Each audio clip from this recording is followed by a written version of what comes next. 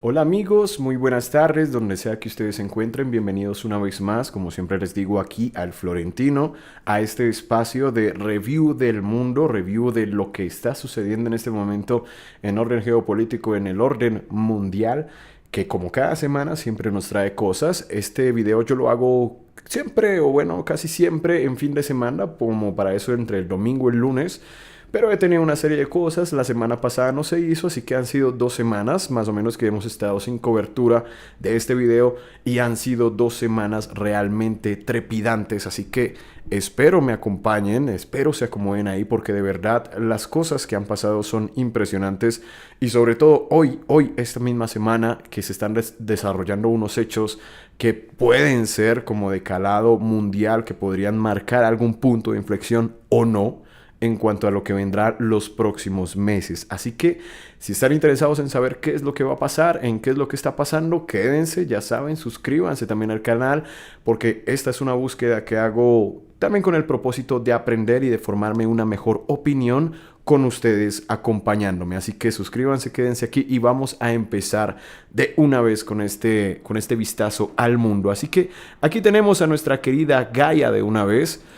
Por cierto, tengo un poco de malestar en la voz, he estado algo enfermo, así que espero lo aprecien. Y vamos a empezar de una vez. Aquí tenemos a Estados Unidos, que es el principal, o uno de los principales. Miren que hoy solo tengo 3 actores o 3 lugares que visitar en nuestro Google Earth.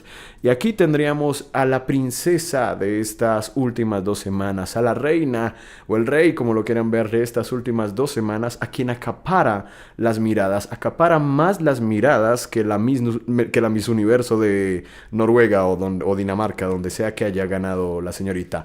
Él es la verdadera Miss Universo, el señor Donald Trump, el señor Naranja, que se acaba de llevar en estas últimas 2 semanas la presidencia, para sorpresa de nadie realmente, la presidencia número 47 de los Estados Unidos de Norteamérica. Y el mundo entero volteó a mirar a Estados Unidos directamente, se dieron muchísimas noticias, fue una victoria aplastante, como con 312 votos electorales, algo así, frente a unos 200 y tantos de Kamala Harris, lo que les digo, nada sorprendente, todo el mundo sabíamos básicamente de que, o esperábamos de que esto realmente sucediera, pero nos deja con preguntas de fondo como, ¿será que realmente ganó por los propios méritos? ¿O será que el Deep State de pronto o todos estos grandes conglomerados permitieron que él ganara realmente? Y otra pregunta que puede sonar es ¿a quién le tendrá que responder Donald Trump? ¿Y será que podrá él realmente parar las guerras que están teniendo curso en este momento? ¿O va a ser más de lo mismo? ¿O qué va a pasar? Tenemos todavía 2 meses antes de empezar a ver los primeros resultados porque este señor va a asumir su posición en enero 20, así que el próximo año vamos a empezar a ver qué es lo que ocurre, qué empieza a cambiar, pero por nuestra parte o por el momento lo que podemos entrever es que el público o el votante americano lo decidió o lo eligió por la economía, en castigo a Kamala Harris y a toda la corriente woke que no hicieron sino profundizar en conflictos y dañar o exacerbar los problemas de economía y seguridad en los Estados Unidos. Así que fue un castigo directo hacia el Partido Demócrata y eligieron al señor Donald Trump, que ya es un viejo conocido para ellos y que promete arreglar las cosas. Así lo decían directamente, Trump can fix it. Así que vamos a ver qué es lo que ocurre, sobre todo teniendo en cuenta que él tiene muy buenas relaciones con, o se jacta por lo menos de tener muy buenas relaciones con Vladimir Putin, que es ahorita el ojo del huracán, junto con también el escenario de Medio Oriente. Pero en Medio Oriente él sí tiene mucha afinidad, es con Netanyahu. Ahora, lo que acapara un poco esta visión, este rayito de sol que es Trump, esta reina Miss Universo de Trump, es este dúo dinámico que tenemos aquí de este señor viejo verde, señor Biden, que está yendo de salida, y el señor Volodymyr Zelensky, el actor que también se supone que ya tendría que estar fuera de cualquier cargo público, pero que sigue ahí pegado como si fuera un cáncer. Estos dos que están de salida y no deberían tener ninguna decisión, ninguna cuestión dura frente a las cuestiones del mundo, ahí están y siguen haciendo de las suyas. Y parece que el señor Biden no quiere irse de la Casa Blanca sin marcar historia. No quiere pasar a la historia como el presidente Sleepy Biden, el que duerme mucho o el que lee teleprompters, sino que quiere pasar a la historia como el presidente guerrero, el presidente que arma las guerras, el presidente señor de la guerra, el de los cojones más grandes. Así se quiere ir, el que tiene los totes más grandes. Así quiere ser recordado el señor Biden, según parece y según muchos analistas, porque la noticia saltaba este mismo domingo, se anunciaba, y lo anunciaba aquí el mismísimo Washington Post y The New York Times, de que Biden habría autorizado ya el lanzamiento de armamento de largo alcance dentro de territorio ruso. Así lo decía, bueno, esta es la noticia realmente de que Trump había hablado supuestamente con Putin, pero esto es algo que negó el Kremlin. Pero la noticia aquí está de Washington Post, nos decía directamente esto: Biden aprueba el uso de armas de largo alcance, armas estadounidenses, por cierto, dentro del territorio ruso. Se estaría tratando de los ATACMS. Aquí, el mismo Washington Post nos ponía el domingo, la administración Biden va a permitir a Kiev el uso limitado de los ATACMS para golpear posiciones enemigas en territorio ruso, de acuerdo a oficiales senior de los Estados Unidos. Esto era domingo y hoy que es martes, en este momento en que lo estoy grabando este video, ya en la madrugada se confirmaba de que efectivamente Ucrania ya había hecho su primer ataque en suelo ruso con estos ATACMS. Esta información ha sido confirmada tanto por Ucrania, tanto por Rusia, tanto por Estados Unidos, tanto por Alemania. Por todos ha sido confirmado el uso de estas armas de largo alcance.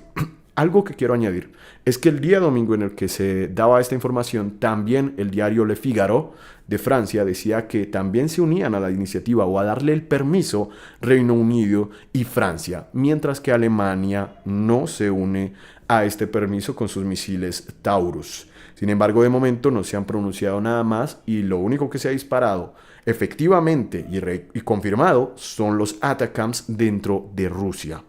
Así está la noticia y es la noticia que hoy rompió en todos los escenarios, que hoy rompió en todos los noticieros del mundo por la trascendencia que puede esto causar. Y es que muchos analistas de una vez ya estaban diciendo de que esto sería, mejor dicho, el inicio directamente de la Tercera Guerra Mundial.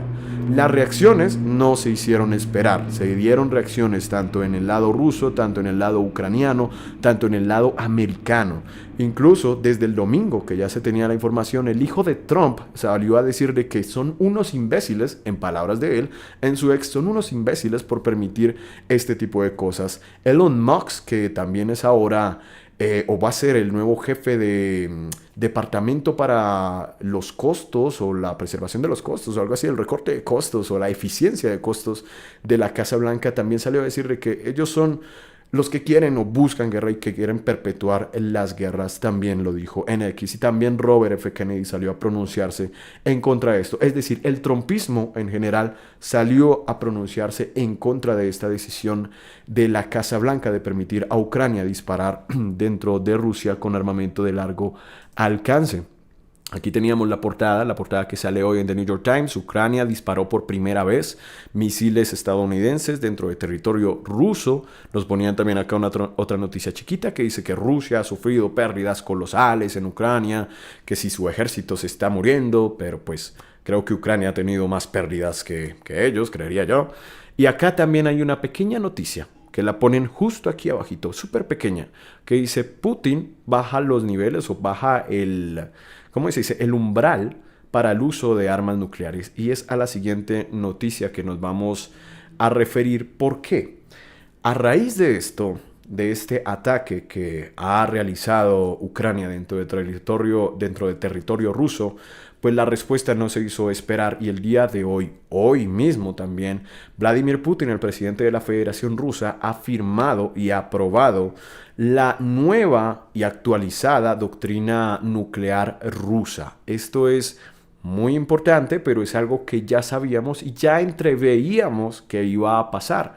Recuerden que hace 2 meses más o menos, en septiembre, el mismo Putin había hablado en público diciendo de que primero que Ucrania disparara misiles de largo alcance significaba de que ellos no lo harían solos, porque es imposible que ellos lo hagan solos, sino de que significa implicación directa de los países OTAN dentro del conflicto. Y eso significaría de que los países OTAN entrarían en conflicto directo con Rusia. Así lo dijo, y también en ese mismo septiembre ya se estaba revisando y se anunció la actualización de la doctrina nuclear rusa. Hoy se ha firmado y ya de por sí hoy entra en vigor esta doctrina. ¿Y qué tiene esta doctrina? Se preguntarán ustedes. ¿Qué implica? ¿Qué es lo que dice? ¿Qué significa? ¿Nos vamos a morir todos? ¿Va a estallar de una vez la tercera guerra mundial? Pues no necesariamente, señores, porque hay que checar primero de pronto los hechos de lo que significa la nueva doctrina militar o la doctrina nuclear de defensa o de deterrence rusa. Para eso, disculpen de pronto el sonido del avión, vivo cerca de un aeropuerto. Tenemos el Factbox que nos deja aquí la agencia TASS de noticias rusas y nos dice y nos explica un poco más pormenorizado cuáles son o qué es lo que hay que saber respecto a la nueva política de deterrence o de disuasión nuclear rusa. Y nos recuerdan una cosa, de que un poco de historia, ¿no? Rusia como tal ya había firmado su primera doctrina militar, se había firmado por allá en las épocas del 93 con Boris Yeltsin, pero fue una doctrina que nunca se publicó. Después en el 2000, en abril, del 2000, el presidente Vladimir Putin en ese momento, en su primer mandato, también había firmado y publicado la primera doctrina ratificada militar, doctrina de disuasión nuclear rusa. La segunda fue en 2010 y la que estaba hasta ahora en curso era la de 2014, 26 de diciembre de 2014, y hoy pues ya se ha firmado una nueva que venía trabajándose como desde 2020.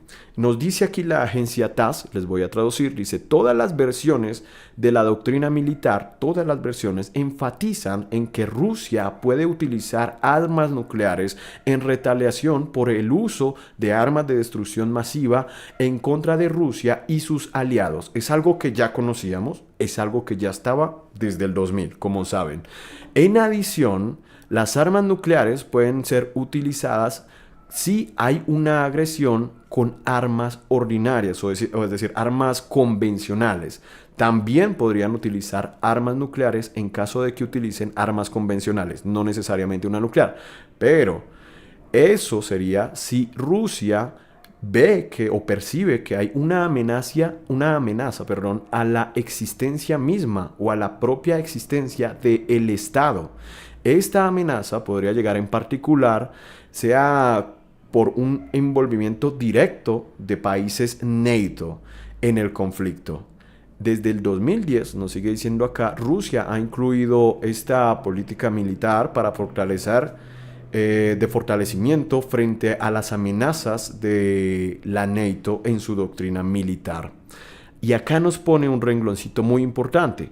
El presidente ruso, aquí lo voy a señalar acá, el presidente ruso es el único que tiene, o es el único que se reserva el derecho de utilizar armas nucleares. Es decir, en este momento, el único en Rusia que tiene el derecho de decidir, o el que puede decidir apretar los botones, es Vladimir Putin.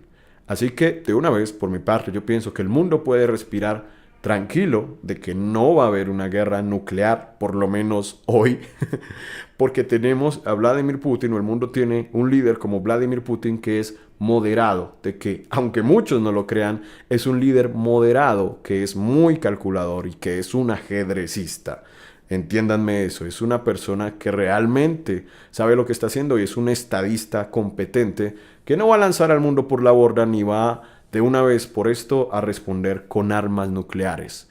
Obviamente, a este ataque ucraniano va a haber una respuesta, pero va a ser una respuesta medida, una respuesta que esté dentro de las posibilidades y dentro de lo que cabe de retaliación, pero no va a ser algo como para sacar de una vez el armamento nuclear y acabar con todo el planeta y, mejor dicho, estallar ahora sí la tercera guerra mundial, que eso sería lo que le encantaría a Estados Unidos, que reaccionaran de esa manera, que reaccionaran para que ellos queden precisamente como los malos malísimos de la historia y poderlos acabar de una vez sin que nadie diga nada. Eso es lo que le encantaría a Estados Unidos, así que por supuesto que Vladimir Putin no va a caer en esa provocación, porque es lo que es una provocación más al cruzar sus líneas rojas. Así que podemos respirar tranquilos un día más al menos de que no va a haber un ataque nuclear. Ahora, este artículo que es también muy, muy interesante, nos habla un poquito de cómo es la doctrina nuclear rusa en estos momentos. Y aquí hay un párrafo bien importante que nos dice qué es lo que o cuáles son los listados que tendría en este momento la nueva doctrina. Hablamos ya de que la doctrina en sí corresponde a eso, de que van a responder a un ataque nuclear con un ataque nuclear, pero hay algo nuevo que se añade en esta nueva doctrina o en la actualización, y es que Rusia va a poder atacar a un país que sea no nuclear cuando está respaldado por un país o una potencia nuclear, que es el caso preciso y específico en el que está Ucrania, que todos sabemos es un estado no nuclear que está respaldado por toda la NATO que tiene capacidad nuclear, así que él podría atacar o darse el permiso de atacar nuclearmente, si así lo considera, también a estos enemigos.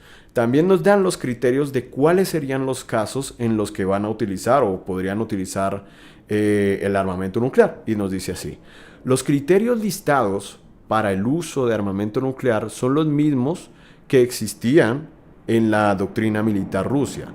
Sin embargo, el documento por primera vez listó específicamente las amenazas que se refieren o que refieren al deterrence o a la disuasión nuclear.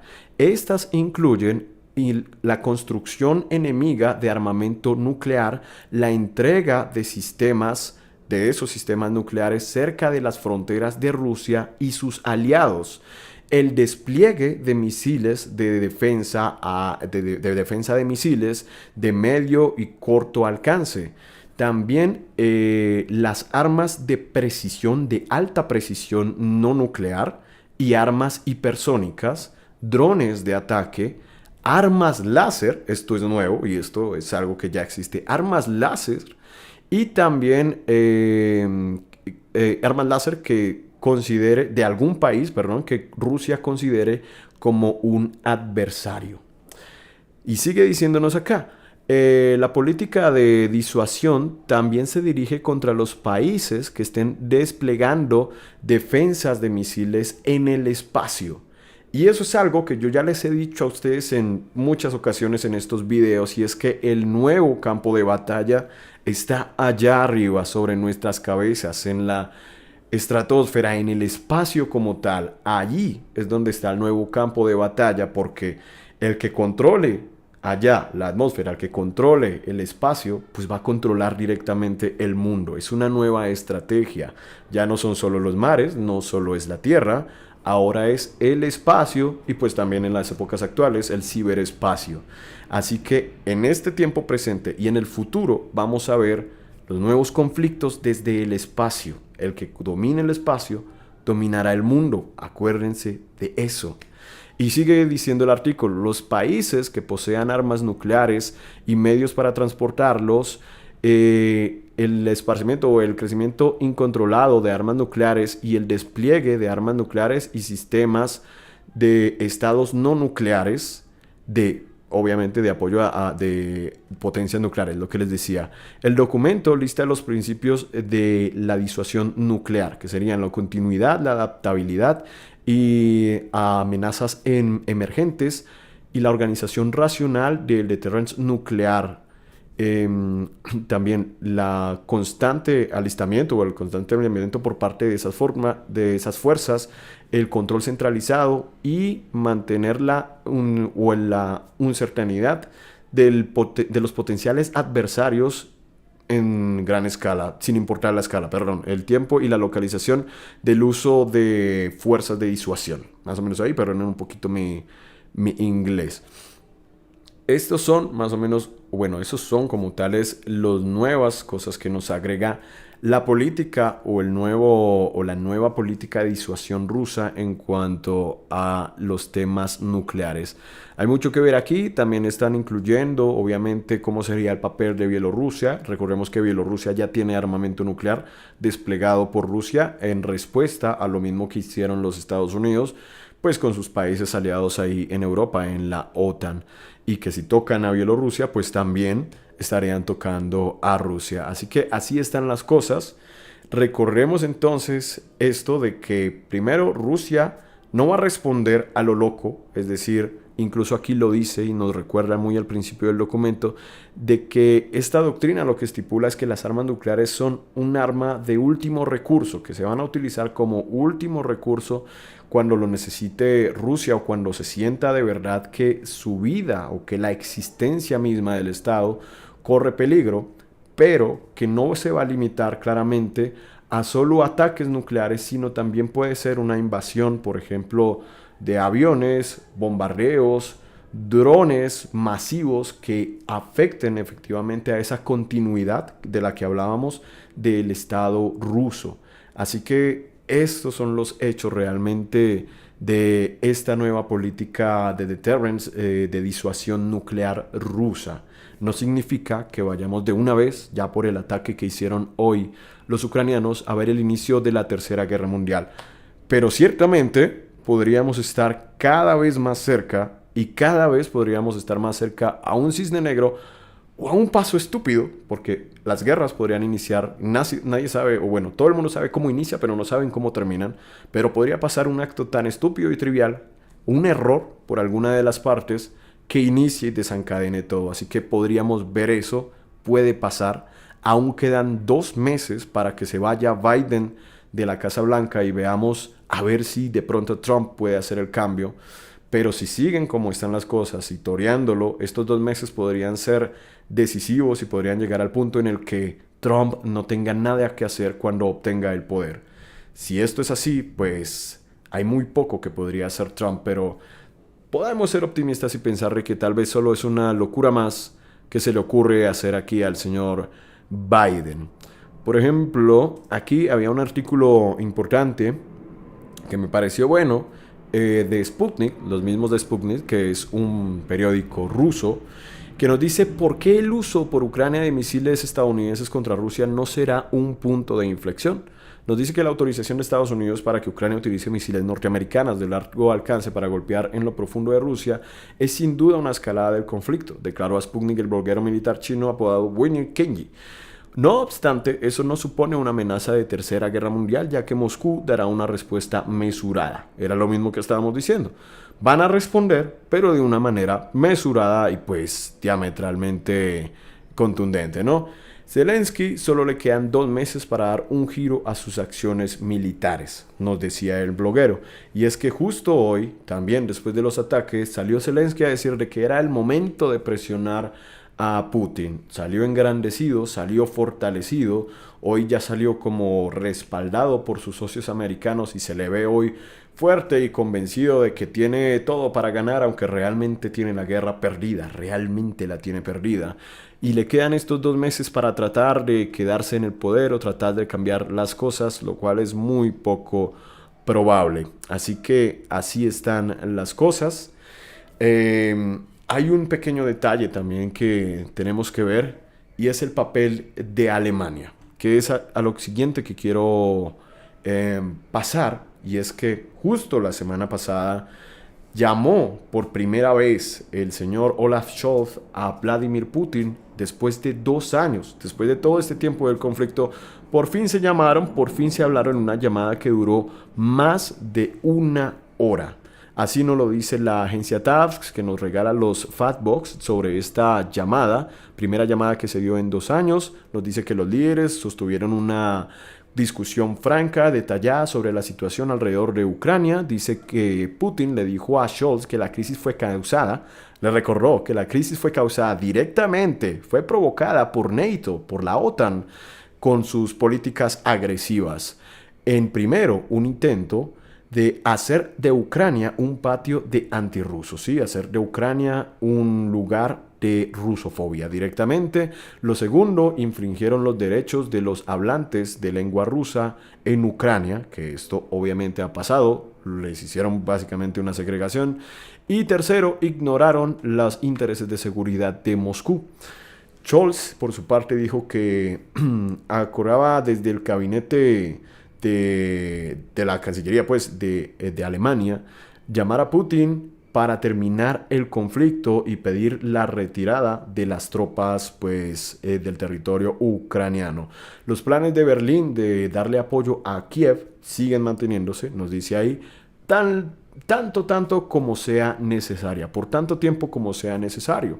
Putin dijo que Moscú nunca ha rechazado las conversaciones, pero que estas fueron interrumpidas por Kiev. Y nos dice, sin embargo, Rusia sigue abierta al diálogo, así que siguen abiertos al diálogo, pero yo creo que Putin no va a querer dialogar con el señor Zelensky o tal vez esté esperando a que lo remuevan del poder, que puede ser más bien pronto. Hay que esperar qué pasa cuando suba Trump al poder, porque Trump no es que tenga en muy alta estima al señor Zelensky. Nomás hay que ver cómo se reunieron la última vez. Con esa mirada lo dice todo. Esas miradas de ¿quién eres tú, enano?, que le hace a Zelensky. De acuerdo al Kremlin, y esto es importante, nos dice, un futuro acuerdo debería, primero, tener en cuenta los intereses de seguridad de Rusia, segundo, basarse en las nuevas realidades territoriales y tercero, remover la causa raíz del conflicto. Esas son las tres cosas que Putin ha dicho a lo largo de estos dos últimos, ya va para 3 años de conflicto. Que tengan en cuenta la seguridad de Rusia. No quieren que estén amenazados, que estén en los bordes, bases de la NATO de los Estados Unidos, de que no les estén apuntando en todo momento con sus armas y de que en este momento ya acepten de que lo que se perdió, pues lo perdieron allá, de que ya esos territorios que ganó Rusia no van a volver a Ucrania o por lo menos van a ser el asa de negociaciones y remover la causa raíz del conflicto, que es esa, los intentos de Occidente de neutralizar o de cercar a Rusia con la OTAN. Es decir, no sé si quiera decir como directamente quiten la OTAN, desmantelen la OTAN porque no debería existir. Yo podría entender eso como una de las causas raíces, tal vez. Pero aquí también nos dice otros issues que se plantearon en la conversación. Putin también habló sobre las relaciones entre Moscú y Berlín que se han deteriorado como nunca antes en todas las áreas, y la razón son las políticas inamistosas o pues unamistosas de Alemania. Como hemos visto antes, se la llevaban bien. Rusia le proveía gas barato a Alemania, con lo cual Alemania podía ser efectivamente la locomotora de Europa que es, pero ahora eso se acabó y se deterioró muy rápidamente. Acá dice también, Rusia siempre ha sido escrupulosamente relacionado con sus compromisos en cuanto a la energía y está listo para continuar con la cooperación si Alemania lo quiere. Esto lo ha dicho Putin en muchas ocasiones. Si Alemania lo quiere, es simplemente que abra el grifo, que le dé al botón y ya van a tener el gas que necesiten a bajo costo por parte de los rusos, sin tener que comprárselo a los gringos mucho, como unas 4 veces más caro. Es absurdo que sigan pagando eso así de caro. Putin y Scholz también discutieron la situación en Medio Oriente. Putin reconoció los esfuerzos rusos de la escalación en la región. Scholz acordó que el gobierno alemán, como una fuerte expresa como su envolvimiento en cuanto a los reportes de Putin sobre supuestos despliegues de las tropas norcoreanas en territorio ruso. Esto ya lo habíamos mencionado porque se supone de que hay en este momento 10.000 tropas norcoreanas, esto según la inteligencia de Corea del Sur. Es algo que no ha negado realmente Rusia, pero que tampoco ha reconocido. Lo reconoce simplemente Estados Unidos, solo dice Estados Unidos y también sus aliados, de que supuestamente hay tropas norcoreanas en este momento, y esta misma semana dijeron que supuestamente llegarían hasta 100.000 tropas más al territorio ruso y que por esto, este sería el detonante del por cual el día de hoy pues se dio este ataque hacia la región de Bryansk. Pero se supone que ellos estaban era en Kursk y atacaron fue Bryansk, una región que está al lado pero muy lejos de la situación en Kursk. Así que ahí está. Aquí más adelante pues nos dicen de que van a seguir teniendo o pues aceptaron que van a seguir manteniéndose en contacto los gobiernos de Moscú y Alemania. Así que así están las cosas en este momento en cuanto a Alemania y a Rusia. Alemania, por cierto, con Olaf Scholz, que está súper debilitado y ya se llamaron a elecciones porque ya no es nada popular y básicamente va a salir del poder muy pronto.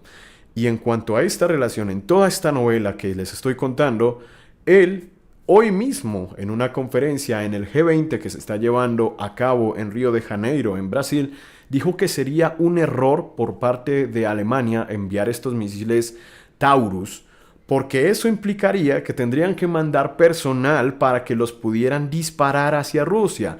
Es decir, tendrían que mandar personal alemán a Ucrania para disparar contra Rusia.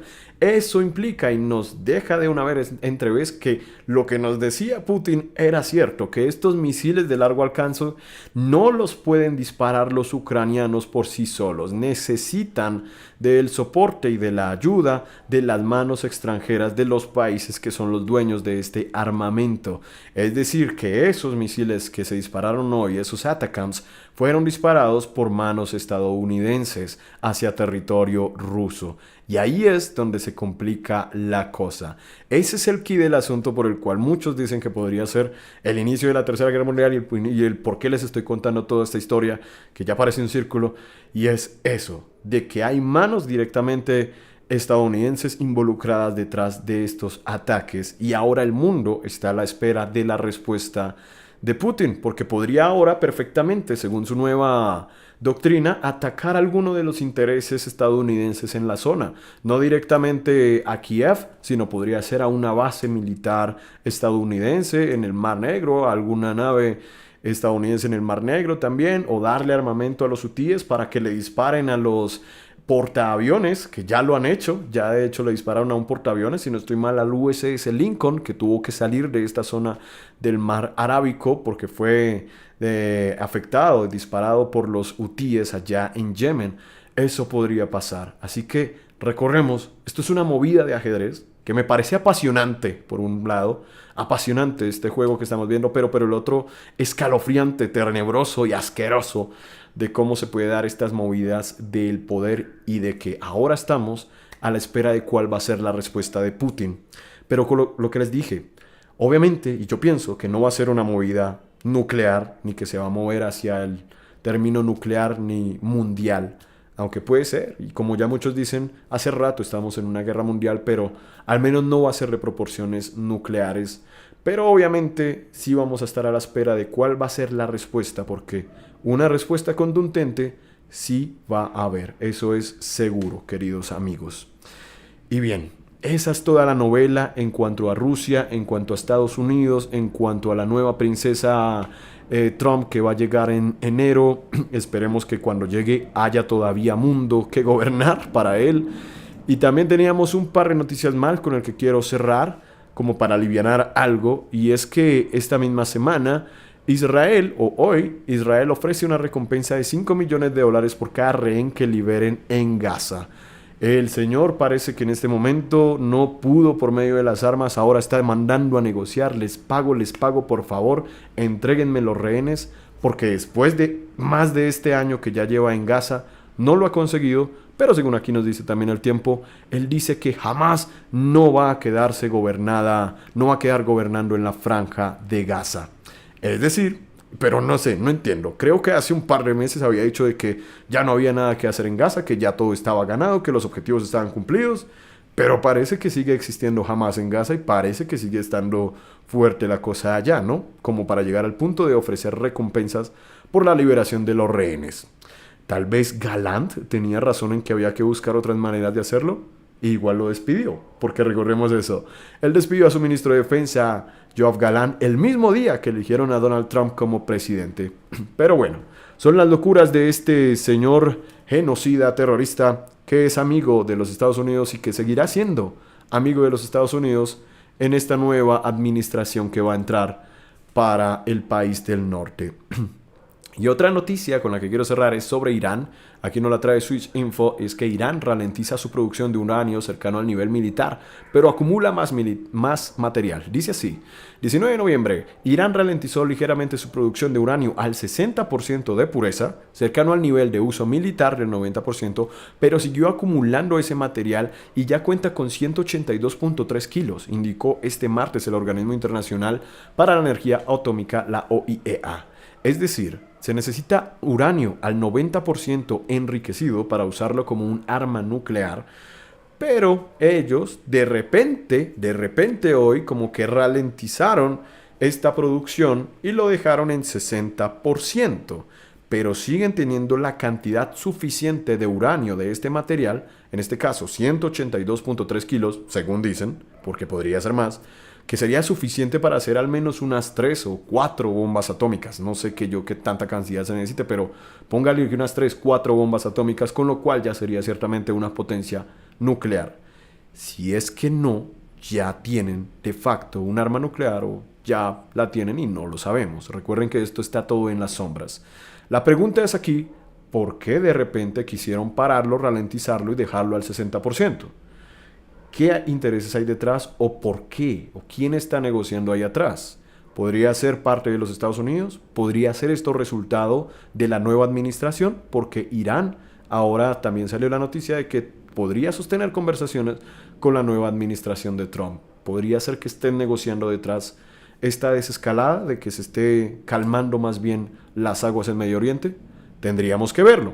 Pero este mismo artículo nos dice que llegar del 60% al 90% les va a tomar prácticamente cero de tiempo. Es decir, podrían pasar de ya para allá del 60 al 90%, que es más difícil pasar del 3% de uranio enriquecido al 60%, pero una vez llegas al 60%, pasar al 90% es súper fácil, según nos cuenta el artículo de Switch Info.